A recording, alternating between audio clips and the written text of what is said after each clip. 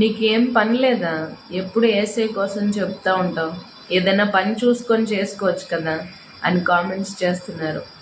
అన్న, నాకున్న ఉద్యోగాన్నే రిజైన్ చేసి దేవుని పరిచర్య చేయాలని తీర్మానం తీసుకున్నానన్న. సువార్త ప్రకటించడమే నా ముఖ్య పని. ఇప్పుడు నాకు వేరే పని ఏం లేదు. బయట జనాలు ఉద్యోగాల కోసం 1,00,000 ప్రయత్నాలు చేస్తుంటే ఉన్న మంచి ఉద్యోగాన్ని వదిలేస్తున్నావు, నీకేమైనా బుర్రపోయిందా అని అన్నారు. నా ఫ్రెండ్స్ అంతా కూడా వస్తే ముసల్దాన్లాగా ఆలోచిస్తున్నావేంటే, 30-40 ఇయర్స్ కొన్ని జాబ్ చేసి తర్వాత నీ దేవుని సేవ చేసుకోవచ్చు కదా, ఎప్పుడు దేవుడు దేవుడు అంటావు అని అంటే నేను ఒక్కటే చెప్పాను, నా యవన బలమంతా నేను డబ్బు కోసం ఉపయోగించుకొని ముసలైపోయిన తర్వాత దేవుడికి ఏం పనికొస్తానే, ఉన్న యవ్వనాన్నే సువార్త ప్రకటించడానికి నేను వాడాలి, నాకున్న తలాంతులు దేవుని పరిచర్యలో వాడబడాలి అని తీర్మానం తీసుకున్నాను. అక్కడ వర్క్ చేసి